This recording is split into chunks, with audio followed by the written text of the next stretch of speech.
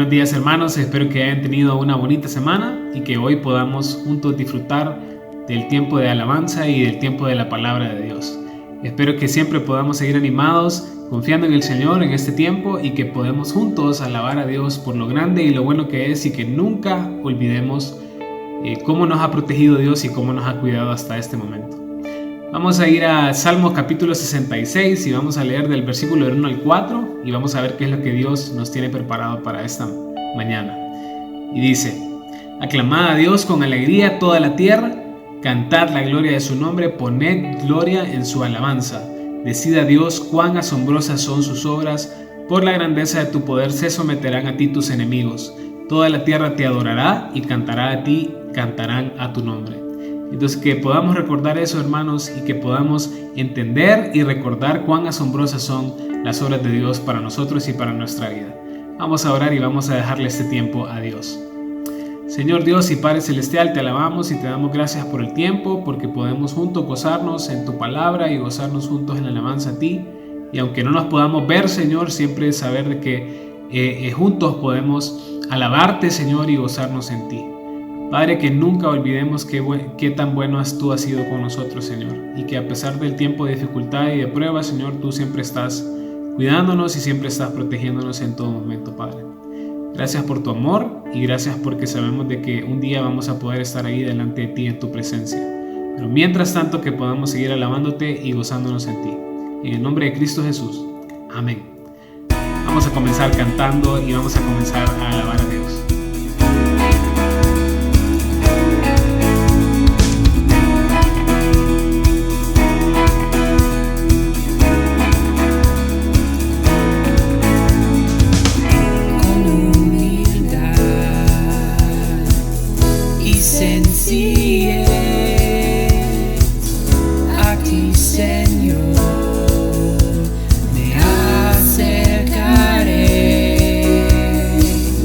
Es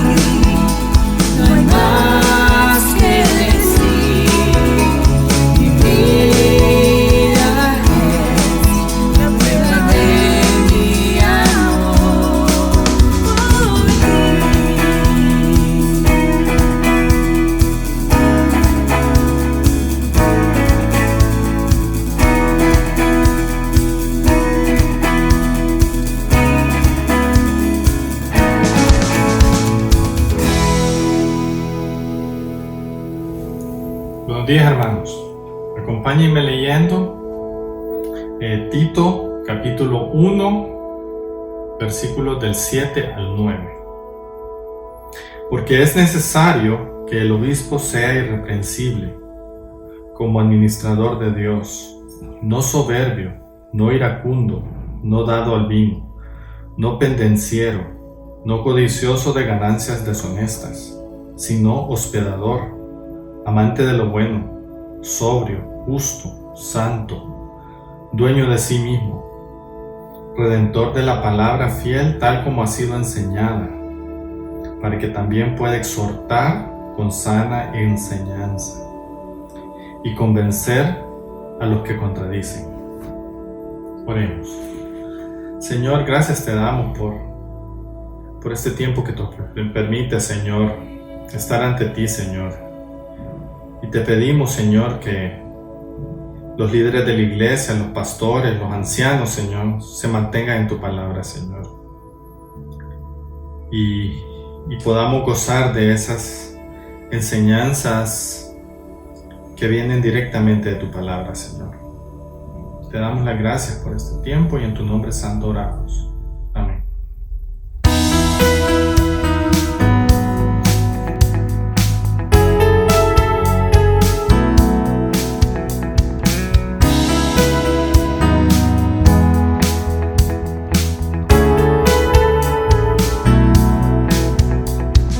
Quiero servirte, yo quiero vivir para ti.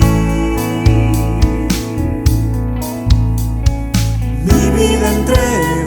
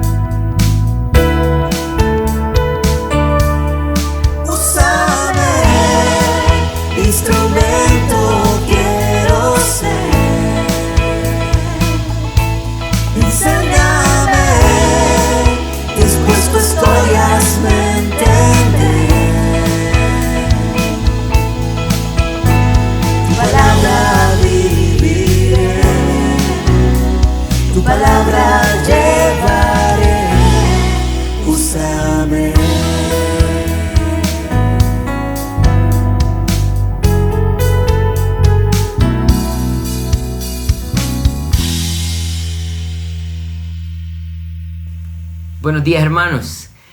Qué bueno estar con ustedes un domingo más. Sabemos que de pronto no es la manera en que queremos seguir reuniéndonos, y algo que discutíamos con algunos de nuestros hermanos esta semana es que sin duda el Señor ha puesto a prueba nuestra fe. ¿Cómo ha puesto a prueba nuestra fe? Bueno, porque ha sido de pronto más evidente una lucha de poner atención, de buscar del Señor, sentarme en mi mueble o en mi silla y ver una pantalla para poder escuchar y poder tener un momento de comunión como iglesia. Ha requerido sin duda un esfuerzo un poco más grande. Así que el deseo nuestro es que este día podamos gozarnos, podamos alabar al Señor y podamos luchar para poder aprender y ser edificados como iglesia. Hoy vamos a estudiar la última parte del capítulo 20 de Hechos. Y si ustedes recuerdan, la semana pasada estudiábamos cómo Pablo, en su último recorrido de su viaje misionero, recogió una ofrenda para llevarla a Judea. Él tenía certeza de que de pronto no iba a volver a ver a sus hermanos. Entonces, en esta segunda parte, él llega a Mileto y manda a traer a sus hermanos de Asia Menor, de Éfeso, a los pastores que él había establecido en las diferentes iglesias. El deseo de Pablo era instruirlos para que pudieran tener claros cuáles eran las características de un buen siervo de Dios. Así que hoy vamos a hablar acerca de las características de un buen siervo de Dios, de un pastor, cómo debería de ser, cómo debería de comportarse, cuál debería de ser su actitud. Saben, yo creo que hoy en día las iglesias padecen porque como iglesia muchas veces no sabemos cuáles son las responsabilidades de un pastor, cuáles deberían de ser aquellas características que lo definan como un buen siervo de Dios. Así que mi deseo es poder exponer estos versículos, ¿verdad?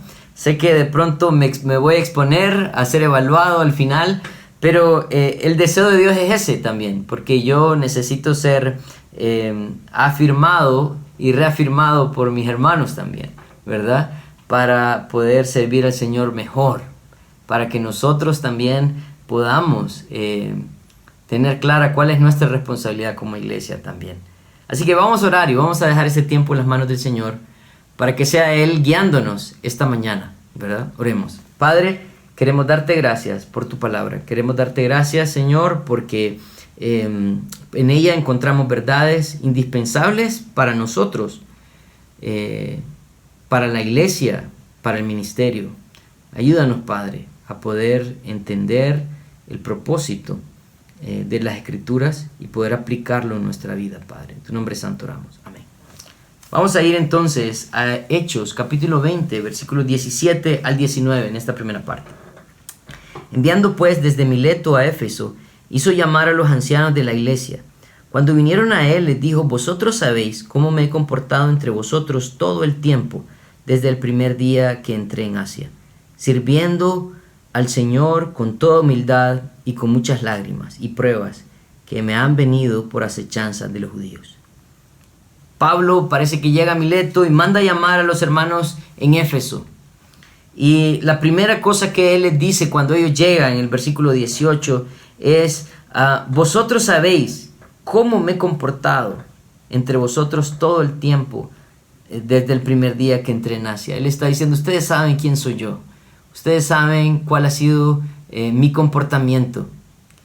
Y en el versículo 19, él empieza diciendo: sirviendo al Señor con toda humildad. Y de pronto esa es la primera característica de un buen siervo. Él entiende el costo de servir. Pablo había servido a estos hermanos, pero ¿cómo había servido a estos hermanos? Miren, versículo 19, dice: con toda humildad. ¿Qué es humildad? Muchas veces pensamos que humildad está ligado a un carácter económico solamente, pero no. Definitivamente la humildad está ligada al carácter también. La humildad tiene que ver con no ser ostentoso de mis virtudes. Pablo era un fariseo. Él tenía un estatus en la sociedad como un fariseo. No solamente eso, sino que recuerden, él tenía doble nacionalidad, y eso lo vamos a ver un poco más adelante. Él había entonces ido a las mejores universidades a estudiar y sin duda hablaba más de 2 idiomas. Pero Pablo, cuando él llegaba a los hermanos, él no pretendía despampanarlos con quién él era, sino llegar con el mensaje de Cristo. La humildad es un factor importante para el siervo de Dios, porque sin humildad las personas no pueden aprender. Miren lo que dice Proverbios 11:2. Dice: cuando viene la soberbia, viene también la deshonra, mas con los humildes está la sabiduría. Es indispensable la humildad porque el que es humilde ve a cada persona y cada circunstancia como una oportunidad de aprender más. Si usted es alguien soberbio, usted jamás va a aprender de las circunstancias, jamás va a aprender de las personas. Pero la humildad debe ser una virtud en nosotros, los que queremos aprender de las personas y también de las circunstancias. No solamente con humildad, sino dice que también sirvió con muchas lágrimas. Y estas muchas lágrimas está ligado en el sacrificio que hizo Pablo en servir a los demás. Miren, es fácil servir a los demás cuando todo el mundo está alegre con lo que uno hace. Pero es difícil servir a aquellas personas que son difíciles de servir. A veces en la iglesia nosotros queremos apoyar a alguien y no quiere la ayuda nuestra, ¿no? Y es difícil. Pero es indispensable muchas veces reconocer que nosotros debemos de tener claro que servir a los demás va a ir involucrado el sufrimiento. Servir a los demás lleva consigo también el sufrimiento.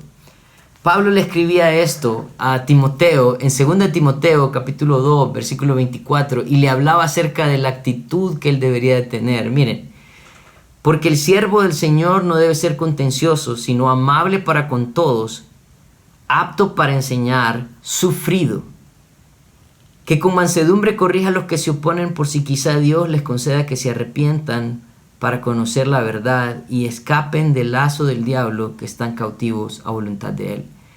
Así que el servir y el sacrificar por los demás, el sufrir en medio de ese deseo de ayudar a los demás, de pronto me va a dar la oportunidad de ser escuchado en algún momento.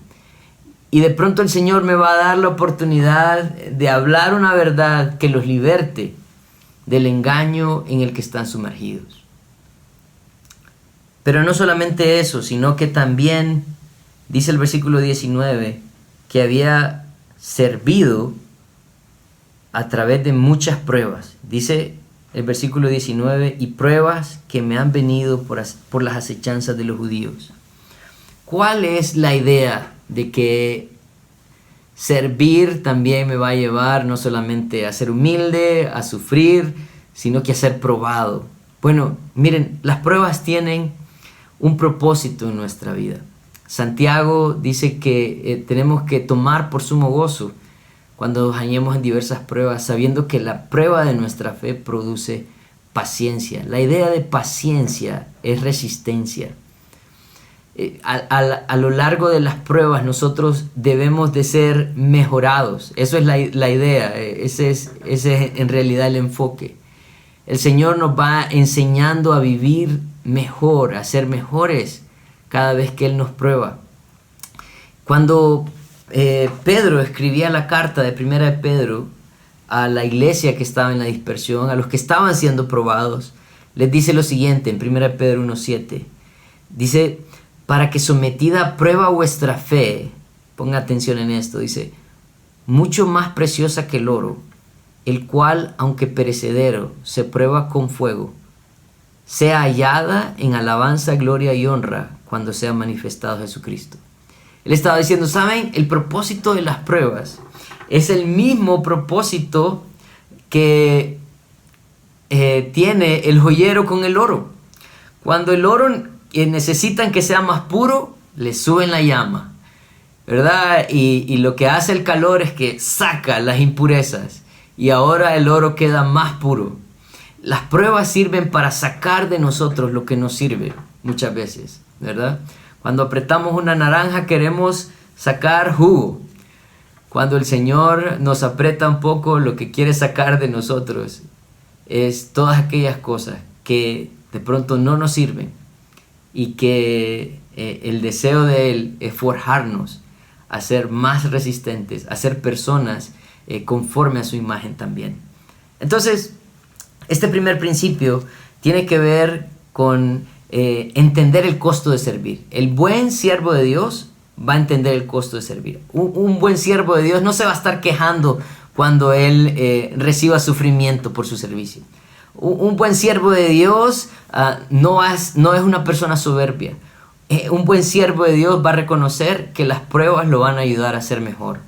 Entiende el costo de servir. Pero no solamente eso, sino que miren, también el versículo 21. En el versículo 20 y 21 dice lo siguiente, dice, y como nada fuese útil, he rehuido de anunciaros y enseñaros públicamente por las casas, testificando a judíos y a gentiles acerca del arrepentimiento para con Dios y de la fe en nuestro Señor Jesucristo. Él entiende entonces que tiene o ha hecho un trabajo importante. Versículo 20 dice que él ha rehuido de anunciar y enseñar públicamente por las casas. Miren, el buen siervo de Dios va a enseñar e instruir. ¿Qué tiene que ver enseñar e instruir? ¿Cuál es la diferencia entre estas dos palabras? Bueno, al parecer, enseñar tiene que ver con mostrar una verdad bíblica, predicar una verdad bíblica. Pero instruir tiene que ver con enseñar a las personas a cómo obedecer esa verdad bíblica. El Señor en la iglesia no solamente quiere predicadores, sino que también quiere personas que instruyan a la iglesia a poder obedecer la palabra de Dios. Muchas veces nosotros vemos un mandato, pero no sabemos cómo obedecerlo. Pero dice Pablo que él lo había hecho públicamente y también lo había hecho en las casas. El deseo de Pablo no solamente era predicar, sino llevar a las personas a la obediencia. ¿A quiénes lo había hecho? Versículo 21 dice, testificando a judíos y a gentiles. Pablo no había hecho distinción de personas. ¿Saben? Cuando nosotros vemos la Gran Comisión, el Señor quería que nosotros fuéramos a todo el mundo. Y cuando habla de todo el mundo, era literal a todo el mundo. Porque Dios mandó a su Hijo a morir por todo aquel que en Él cree. Así que el Señor no hace distinción de razas, Él no hace distinción económica, Él no segrega a ningún grupo. Todas las vidas son importantes para el Señor. Y Pablo estaba claro de su labor, que él tenía que llevar la palabra del Señor a judíos y a griegos. Si ustedes recuerdan, los judíos tenían una lucha porque ellos rechazaban a todos aquellos que no eran de su nacionalidad, al punto de no querer predicar el evangelio. Pero eso era pecado y el Señor ha ido cambiando esa mentalidad a lo largo de los hechos, lo hemos visto. Y eso es algo que el Señor quiere que nosotros entendamos. No debemos de hacer distinción de personas. Para Dios todos son importantes, todos son valiosos. Él murió por ellos. Pero en el versículo 21 parece que nos da la característica de esta enseñanza e instrucción. Miren, la última parte dice que había enseñado a judíos y a griegos, dice acerca del arrepentimiento para con Dios y de la fe en nuestro Señor Jesucristo. Hay dos elementos entonces, dice que arrepentimiento y fe. ¿Qué es el arrepentimiento? Muchas veces pensamos que arrepentirme es llorar o sentirme mal. No, eso es remordimiento. El arrepentimiento tiene mucho que ver con un cambio de dirección. Proverbios 28:13 dice, el que encubre su pecado no prosperará, mas el que los confiesa y se aparta alcanzará misericordia. Entonces vemos que tiene mucho que ver con poder reconocer mi estilo de vida y cambiar ese estilo de vida. Tiene mucho que ver con reconocer qué cosas deshonran al Señor y dejar de hacerlas. estoy seguro que Pablo confrontaba el pecado de las personas. Y lo vimos en el capítulo 19 de Hechos.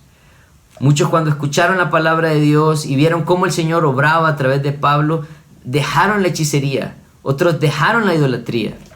Y yo creo que esa es una evidencia importante del mensaje del siervo de Dios.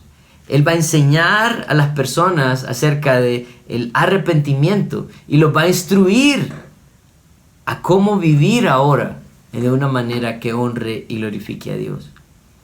Pero el otro elemento dice que era la fe en nuestro Señor Jesucristo. ¿Qué tiene que ver la fe en esto? Bueno, pongamos claro la definición de fe. En primer lugar, la Biblia dice en Romanos 10:17 que la fe viene como resultado de oír y oír la palabra de Dios. O sea, así es como viene la fe a nosotros. Y Hebreos 11:1 dice que es pues la fe la certeza de lo que se espera, la convicción de lo que no se ve. Si nosotros vemos estos dos versículos, tienen mucho que ver con confianza en lo que la palabra de Dios ha dicho. Esto es fe. Y Hebreos 11:6 dice, sin fe es imposible agradar a Dios. Alguien que no quiera obedecer la palabra de Dios, ponerla en práctica en su vida, va a ser difícil que pueda agradar a Dios. Por esa razón nosotros tenemos grupos casa para poder discutir los versículos, poder contestar preguntas, estudios, discipulados, clases, porque nuestro deseo no solamente es que ustedes puedan recibir una enseñanza cada domingo, sino que se preocupen por la instrucción de cómo poner en práctica estas enseñanzas. La fe tiene que ver con la importancia de la palabra de Dios. Así que necesitamos ponerla en práctica. Esto nos lleva a nuestra tercera característica. Vimos la primera característica tenía que ver con saber el costo de servir, con enseñar e instruir. Pero en el versículo 22 al 24 Pablo sigue hablando a este grupo de pastores y les dice, ahora he aquí ligado yo en espíritu, voy a Jerusalén sin saber lo que me haya de acontecer, salvo que el Espíritu Santo por todas las ciudades me ha dado testimonio, diciendo que me esperan prisiones y tribulaciones. Pero ninguna cosa hago caso, ni estimo preciosa mi vida para mí mismo, con tal que acabe mi carrera con gozo y el ministerio que recibí del Señor Jesús para dar testimonio del Evangelio y de la gracia de Dios. En primer lugar, vemos que el buen siervo de Dios debe ser alguien guiado por el Espíritu Santo. Pero en esta parte, ¿cómo estaba siendo guiado Pablo? Porque él está diciendo, yo sé que de pronto no me van a volver a ver, el Espíritu me ha instruido y me ha dicho que me vienen de pronto prisiones y luchas. ¿Cómo alguien puede decir que está siendo guiado por el Espíritu de Dios? Bueno, recuerden, en primer lugar, Pablo conocía la diferencia entre una instrucción y una prohibición, ¿verdad? Pablo, en muchas ocasiones, nosotros hemos podido ver a lo largo del libro de los Hechos, que el Espíritu no lo dejaba entrar en algunos lugares. Él decía, no, Pablo, tenías que seguir adelante. Y él seguía adelante. Él entendía la diferencia entre la prohibición, ¿verdad? De no ir a esos lugares y seguir adelante. Y él también había entendido la instrucción donde el Señor lo guiaba a ir a otros lugares a que predicara la palabra de Dios. Pablo entendía que aunque el Señor estaba preparándolo para este tiempo, no le estaba impidiendo ir, sino que lo estaba llevando hasta Judea para que él tuviera que padecer lo que tenía que padecer, porque había una meta. Miren lo que dice Hechos 19:21. Esto es lo que dice Pablo desde Éfeso, mucho antes de que todo lo que le va a suceder le suceda. Dice el versículo 21, dice, pasadas estas cosas, Pablo se propuso en espíritu ir a Jerusalén después de recorrer Macedonia y Acaya, diciendo, después que haya estado ahí, me será necesario ver también a Roma. Cuando él sale de Éfeso, él tiene una meta. Él dice, voy a dar esta vuelta y después me voy para Roma. Pablo no sabía cómo o cuándo sería que él llegaría. Si nosotros vemos en Romanos capítulo 1, versículos 9 y 10, dice, porque testigo me Dios, a quien sirvo en mi espíritu, en el evangelio de su Hijo, de que sin cesar hago mención de vosotros siempre en mis oraciones, rogando de que de alguna manera tenga al fin, por la voluntad de Dios, un próspero viaje para ir a vosotros. Pablo revela en estos versículos de Romanos 1 su deseo de ir a visitar a sus hermanos en Roma. No había podido ir, pero él rogaba para ir a Roma.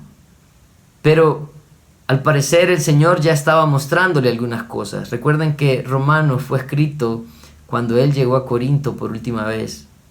Y les escribe en Romanos 15, versículos 30 y 33, dice, pero os ruego, hermanos, por nuestro Señor Jesucristo y por el amor del Espíritu, que me ayudéis orando por mí a Dios, para que sea librado de los rebeldes que están en Judea, y que la ofrenda de mi servicio a los santos en Jerusalén sea acepta, para que con gozo llegue a vosotros por la voluntad de Dios, y que sea recreado juntamente con vosotros, y el Dios de paz sea con todos vosotros. Amén.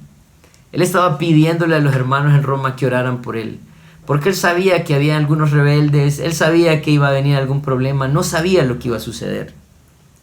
Pero él también tenía claro que el deseo de Dios era que él llegara a Roma, y él estaba dispuesto a hacerlo. Él tenía una determinación muy fuerte. Miren lo que dice el versículo 24. Dice, pero de ninguna cosa hago caso, ni estimo preciosa mi vida para mí mismo, con tal de que acabe mi carrera con gozo y el ministerio que recibí del Señor Jesús para dar testimonio del Evangelio y de la gracia de Dios. Él estaba diciendo, no hago caso de estas amenazas. Estas cosas no me van a parar a mí, porque yo estoy determinado en obedecer la voluntad de Dios y, si es necesario, entregar también mi vida. Él entendía el precio de la obediencia. En Filipenses 4, ¿saben? La carta a Filipenses fue escrita en su primer encarcelamiento.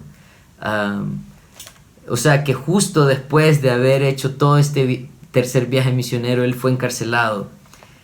Y él está diciendo a la iglesia en Filipo, le está diciendo esto, dice, todo lo puedo en Cristo que me fortalece. Muchas veces tomamos mal este versículo. Y nosotros decimos, ay, Pablo es invencible, el brother, uy, sí, poderoso. Pablo estaba encarcelado después de haber obedecido al Señor y llegar a Roma y empezar a sufrir el encarcelamiento hasta el sufrimiento. Pero él, en medio de esto, él decía, todo lo puedo en Cristo que me fortalece. Él entendía que obedecer al Señor a veces iba a tener un precio alto, pero él estaba dispuesto a hacerlo. Su amor al Señor era mucho más grande que sus deseos o que sus temores. Entonces vemos que el siervo de Dios va a ser guiado por el Espíritu Santo. Va a tener claridad de las instrucciones y las prohibiciones también. Él va a tener determinación y va a tener claro cuál es el precio de la obediencia. En los versículos siguientes, del versículo 25 al 35, viene una instrucción bien clara a los pastores, a los líderes de las iglesias que estaban en Éfeso. Y miren, la primera parte dice así, versículo 25 al 27, dice, y ahora he aquí, yo sé que ninguno de todos vosotros, entre quienes he pasado predicando el reino de Dios, verá más mi rostro. Por tanto, yo os protesto en el día de hoy que estoy limpio de la sangre de todos, porque no he rehuido anunciaros todo el consejo de Dios.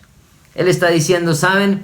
Yo he venido delante de ustedes y he sido como una atalaya. ¿Cuál era el trabajo de una atalaya? Bueno, una atalaya, yo no sé si ustedes han visto en esas películas de los reinos que en las murallas habían ciertas torrecitas que estaban ahí. Dentro de esa torrecita había una atalaya. ¿Y cuál era el trabajo de él? Bueno, él pasaba vigilando.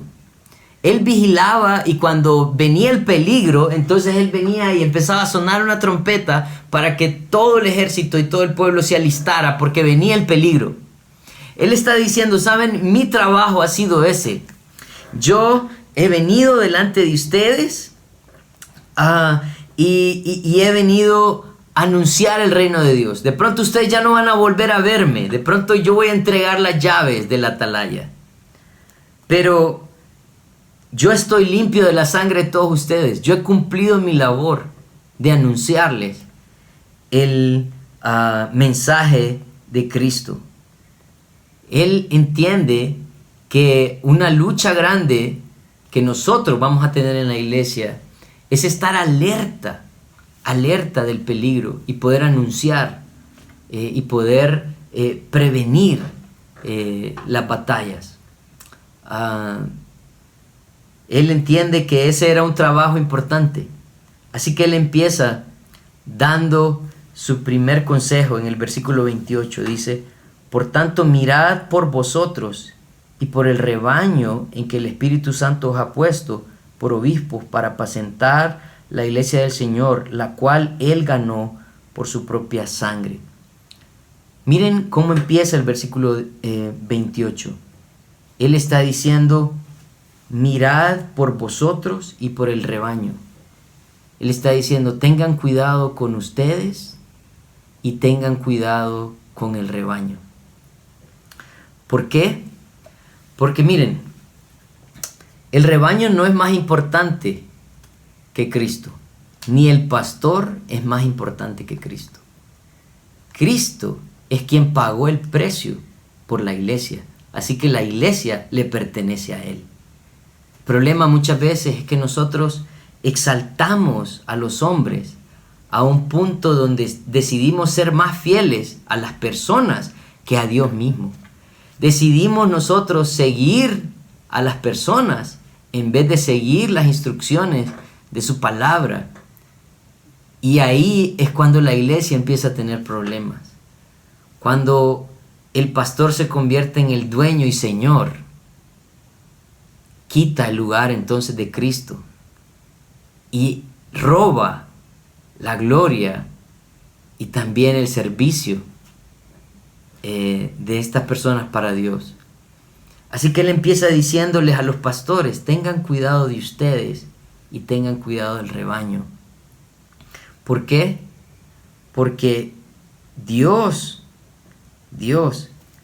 fue quien pagó o ganó por su propia sangre la iglesia. Así que el pastor siempre va a estar enfocando a Cristo a las personas. No se trata de un pastor. Miren, y con esto no digo que ustedes no puedan amar a un pastor. No. Amen a sus pastores, ¿verdad? Pero recuerden que si su pastor no lo enfoca a Cristo, de pronto lo está llevando por un camino incorrecto. La siguiente instrucción, 29 y 30, dice: porque yo sé que después de mi partida entrarán en medio de vosotros lobos rapaces, que no perdonarán al rebaño, y de vosotros mismos se levantarán hombres que hablen cosas perversas para arrastrar tras sí a los discípulos. La iglesia era de Dios y los pastores tenemos que cuidar de este rebaño. ¿Por qué? Porque hay un peligro. Dice que después de su partida, él sabía que si él dejaba esa torre, de pronto iban a venir otro tipo de luchas a ellos. Y dice: vendrán lobos rapaces y no perdonarán al rebaño. Los lobos rapaces no perdonan al rebaño. Los lobos quieren alimentarse de las ovejas. Como decía un amigo, me contaba hace un tiempo, me decía que hablaba con un pastor. Hablaba con esta persona y le decía: mira, con las ovejas viene la lana. Estaban tratando de alimentarse de las ovejas. Él sabía que ese problema era un problema común. No es un problema de hoy en día, es un problema que se ha dado a lo largo de la historia de la iglesia. No solamente eso, sino que dice, y de vosotros mismos se levantarán hombres que hablen cosas perversas para arrastrar tras sí a los discípulos. Él sabía que la lucha iba a venir de afuera, pero también la lucha iba a venir de adentro. En medio de la iglesia siempre hay personas que están en contra de la verdad de Cristo y de una manera muy sutil, tratan de poner a los hermanos en contra de las autoridades, en contra de las enseñanzas, tratan de resolver problemas de maneras equivocadas. Yo creo que a veces uno esperaría que las luchas solo fueran de afuera, pero definitivamente por esa razón necesitamos velar por la iglesia, necesitamos cuidar de la iglesia, prestar atención a lo que dicen nuestros hermanos, prestar atención también, ¿verdad?, a sus quejas o sus reclamos y ver cuáles son las intenciones muchas veces, ¿verdad? El Señor nos ha llevado a cuidar de los lobos que pueden venir de afuera, pero también pueden surgir de adentro. En el versículo 31 le da una instrucción entonces, dice, por tanto, velad acordándoos que por 3 años, de noche y de día, no he cesado de amonestar con lágrimas a cada uno. El pastor tenía un trabajo, one job, como dicen en inglés. Dice, por tanto, velad, dice. Empieza diciendo, velad. ¿Cuán importante es velad? Bueno, Jesús habló a sus discípulos de la importancia de velad y orad.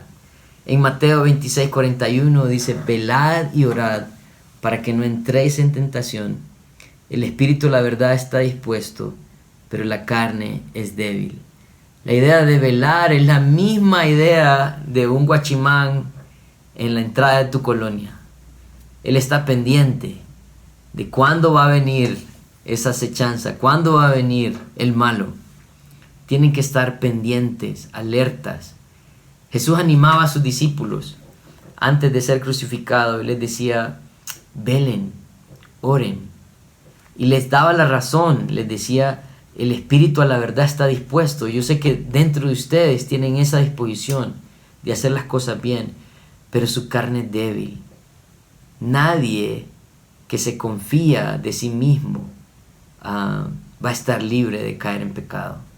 Esta semana nosotros estuvimos estudiando con los hombres, estamos estudiando el libro de Tito, estamos estudiando los versículos del 10 al 16 y terminábamos concluyendo acerca del carácter de los ancianos, pero también el carácter de los necios. Como muchas veces nosotros, cuando nos confiamos de nosotros mismos, podemos llegar a hacer cosas atroces. Nosotros todos tenemos las posibilidades de caer en pecado.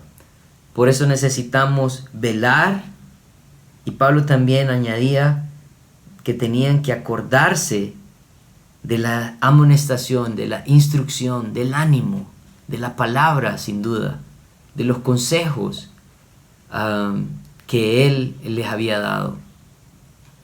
Ese era el trabajo del pastor. Entonces el pastor reconoce sus luchas, ¿verdad?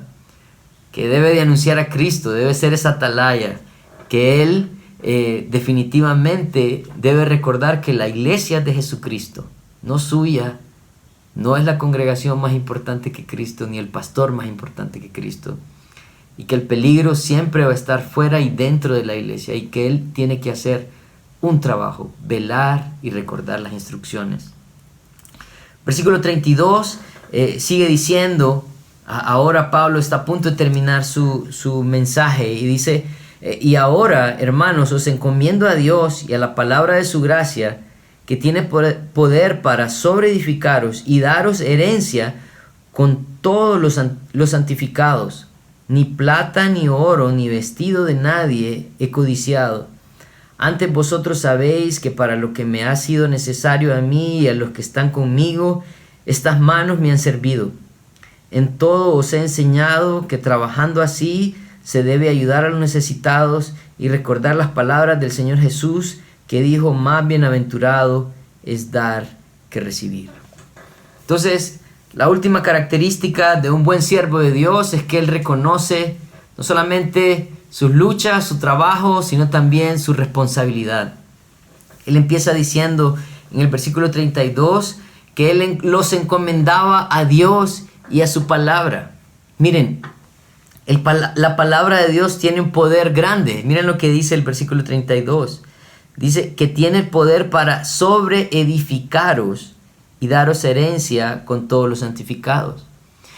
Pablo también le enseñaba esto a Timoteo en 2 Timoteo 3, 16, 17, y le decía: toda la escritura es inspirada por Dios y útil para enseñar, para redarguir, para instruir, para corregir en justicia, a fin de que el hombre de Dios sea perfecto, enteramente preparado para toda buena obra.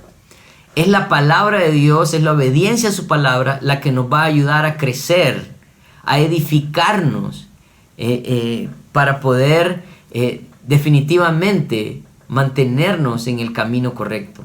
Nuestra responsabilidad siempre va a ser llevar a las personas a la palabra de Dios. Es la palabra de Dios la que nos va a edificar. Pero miren lo que dice el versículo 33. Versículo 33 dice: ni plata, ni oro, ni vestido de nadie he codiciado. Pablo no solamente reconocía que tenían la responsabilidad de sumergirse en la palabra de Dios y encomendarse a Dios, sino que tenían que mantener sus motivaciones correctas. Miren, es que yo creo que hay una lucha dentro de nosotros por las cosas materiales, ¿verdad? Y quiero decirles algo: los pastores no son la excepción. Si usted lucha porque usted quiere más cosas materiales, quiero decirle que el pastor también es hombre, también es humano y lucha por mantenerse enfocado en las cosas que son importantes para la vida, no solamente las cosas materiales. Pero es una lucha que tenemos. El profeta Jeremías, cuando hablaba al pueblo de Israel, miren, esto es en el Antiguo Testamento, en el capítulo 6, versículos 13 y 14, esto es las palabras que Dios está hablando al pueblo de Israel. Y dice: porque desde el más chico de ellos hasta el más grande, cada uno sigue la avaricia. Y desde el profeta hasta el sacerdote, todos son engañadores y curan la herida de mi pueblo con liviandad, diciendo: paz, paz, y no hay paz. Al parecer, el mensaje de un pastor que se ha desviado, que ha perdido la motivación correcta, es querer mantener a las personas escuchando un mensaje agradable a sus oídos, y deja a un lado el arrepentimiento, deja a un lado la fe, deja a un lado el enfocar a las personas a lo que Dios ha encomendado en su palabra,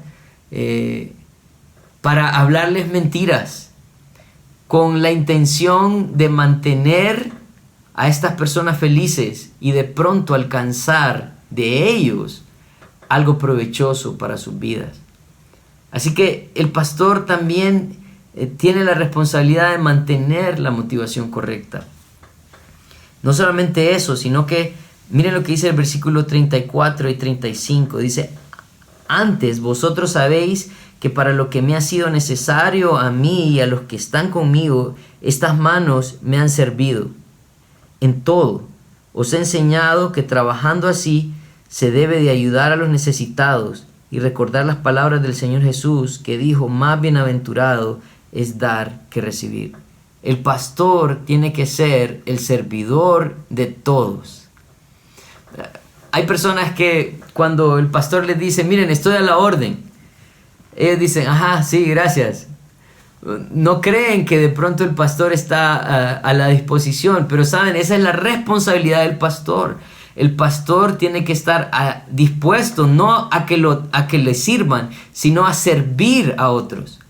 Pablo, recuerdan cuando él se encontró con Priscila y Aquila, él empezó a hacer tiendas para poder mantenerse. Él no estaba esperando que la iglesia le pagara un sueldazo para poder ir a predicar la palabra. No. Él estaba dispuesto a sacrificar y trabajar para cubrir sus necesidades e incluso poder ayudar a las personas que tenían necesidad. ¿Por qué? Porque dice el versículo 35 que más bienaventurado es dar que recibir. Hay mayor gozo en dar que en recibir. Así que esta es otra característica importante acerca del buen siervo de Dios. El buen siervo es el servidor de todos.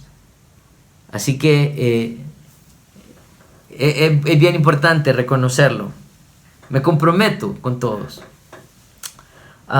Versículo 36 al 38 dice: cuando hubo dicho estas cosas, se puso de rodillas y oró con todos ellos. Entonces hubo gran llanto de todos, y echándose al cuello de Pablo, le besaban, diciéndole en gran manera por las palabras que dijo, de que no vería más su rostro, y le acompañaron al barco.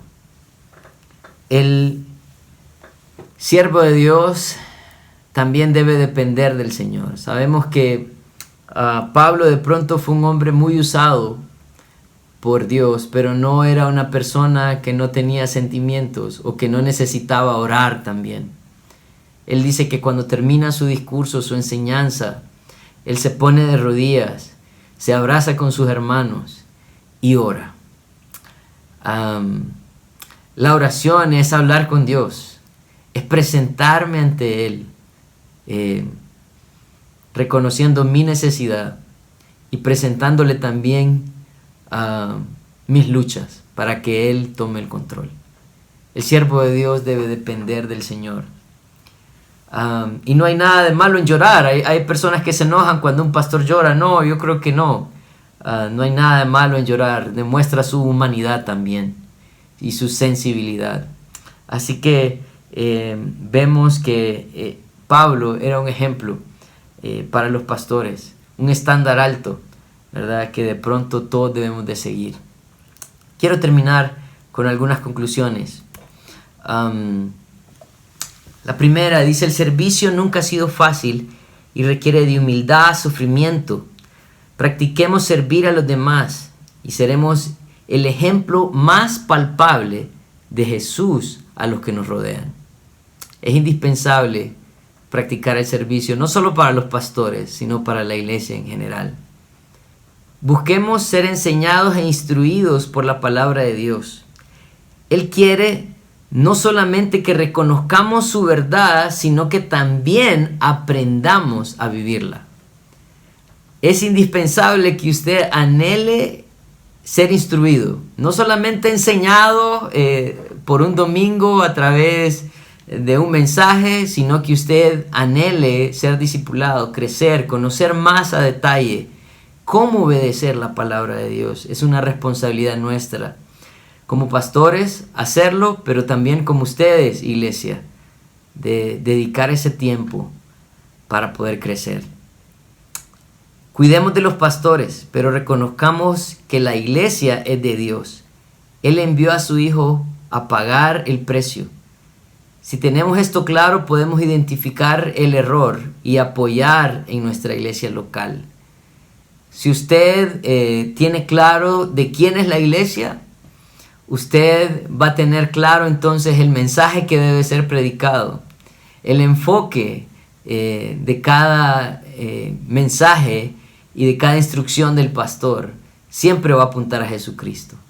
Así que nosotros debemos de ser parte de este trabajo para que nuestra iglesia se mantenga limpia. Por último, dependamos de Dios, su palabra, oremos, trabajemos, mantengámonos sanos en nuestra fe. Los pastores estamos para apoyarte en estas áreas. Así que, hermanos, como iglesia queremos seguir avanzando y queremos ser un testimonio en nuestra ciudad, en nuestro país, a las personas que nos siguen de pronto o que nos escuchan en diferentes partes del mundo. Es una responsabilidad que tenemos que hacer como cuerpo. Por eso es importante este mensaje también. Así que pidámosle al Señor que sea Él con nosotros. Oremos. Padre, queremos darte gracias por tu fidelidad. Gracias por tu amor, gracias por tu misericordia. Señor, reconocemos que te necesitamos, que hay muchas áreas y aspectos de nuestra vida como líderes, como pastores, que tenemos que rendir a ti. Pero Señor, oramos que por la guianza de tu Espíritu, por la oración de nuestros hermanos y el apoyo también de ellos, tú vas a perfeccionarnos para ser esos líderes que tú quieres que seamos y que podamos como iglesia mantener un mensaje sano, limpio, puro, que dé honra y gloria a ti. Gracias, Señor. En tu nombre santo oramos. Amén.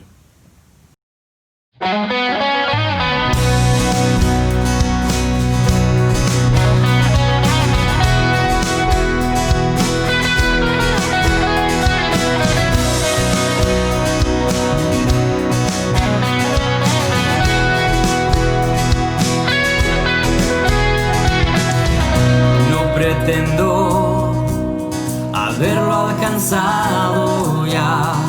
Hoy olvido y dejo todo atrás que me impida extenderme a la meta que delante está. Solo una cosa hago, hoy prosigo al llamado supremo y amado en Cristo Jesús.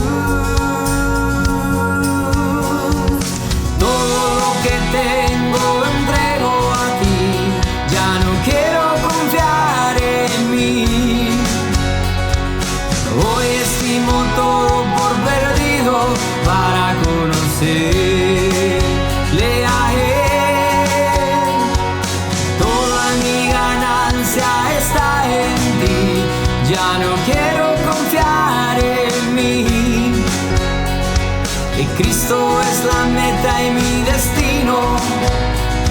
Yo quiero ser hallado en Él.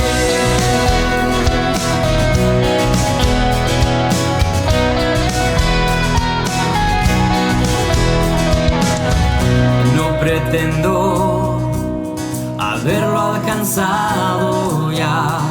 Hoy olvido y dejo todo atrás que me impida extenderme a la meta que delante está.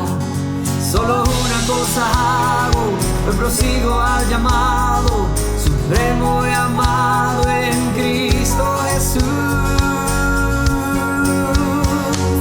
Todo lo que tengo entrego a ti, ya no quiero confiar en mí.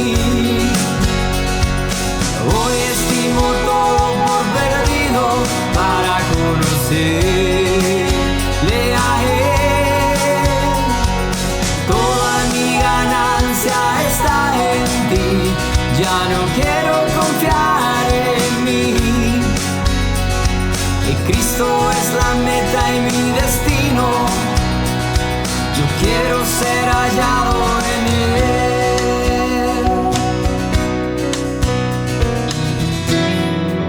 Y si tengo que sufrir,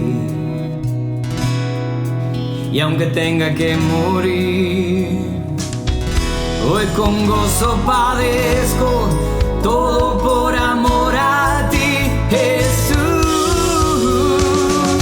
Todo lo que tengo entrego a ti, no quiero confiar en mí.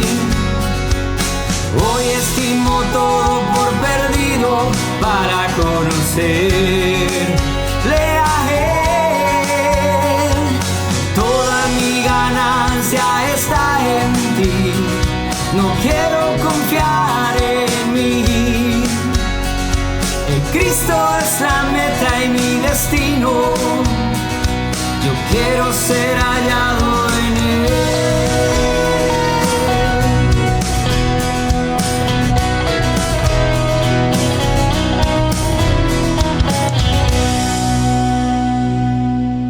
Queremos compartir unos anuncios con ustedes y el primero es que pues hay personas que nos han estado preguntando de cuándo vamos a reiniciar nuestras reuniones como iglesia.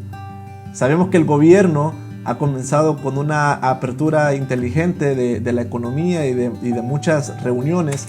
Sin embargo, pues nosotros seguimos todavía las instrucciones en las cuales las iglesias todavía no podemos reunirnos. Al mismo tiempo, queremos pedirles a ustedes que puedan orar también, para que el Señor nos dé dirección y que nosotros podamos tomar una decisión que sea prudente también y no arriesgar a los miembros de la congregación. Así que quiero animarles a que podamos como iglesia también estar orando, que el Señor nos muestre el cuándo y que nos muestre cómo vamos a poder nuevamente reintegrarnos a nuestras reuniones como iglesia y a pasar tiempo juntos. También quiero recordarles nuestras reuniones que tenemos durante la semana. Y miren, un anuncio para todos los hombres. Los días miércoles estamos pasando un buen tiempo. Los miércoles a las 5 de la tarde nos estamos reuniendo un grupo de hombres y estamos estudiando la carta de Tito. Hay mucha información muy importante y sobre todo para nosotros como hombres que nos va a ayudar a ser esos líderes que el Señor quiere en la casa y que también el Señor quiere en la iglesia. Así que los invitamos el miércoles a las 5 de la tarde, que podamos cantar, que podamos orar y que podamos aprender de la palabra de Dios juntos. También los días viernes, los jóvenes se están reuniendo a las 7:30 de la noche y pasan un tiempo muy especial en la carta de Primera de Juan. Hemos estado aprendiendo acerca de cuáles son esas marcas, cuáles son esas evidencias que el Señor dice de cómo es un verdadero hijo de Dios. Así que animamos a que pueda invitar a sus hijos y también si tú eres joven a que puedas conectarte el viernes a las 7:30 de la noche. Los sábados a las 9 de la mañana las mujeres también se están reuniendo y miren, este es un bonito grupo, es bien grande. Están estudiando acerca del Sermón del Monte y en específico en este momento están haciendo un estudio acerca de la oración. Así que invitamos a todas las mujeres de la iglesia también a que puedan conectarse los días sábados a las 9 de la mañana. También queremos recordarles que los lunes, los miércoles y los jueves tenemos reuniones de grupos casa. Siempre es bueno poder vernos, compartir, repasar la enseñanza que acabamos de escuchar y sobre todo comentar formas prácticas de aplicar la Biblia a nuestra vida diaria. Así que si todavía no estás en un grupo casa, te animamos a que puedas unirte a uno. Nos alegra mucho que nos hayas acompañado esta mañana. Los esperamos el próximo domingo. Que la gracia y la misericordia de Dios sea con cada uno de ustedes.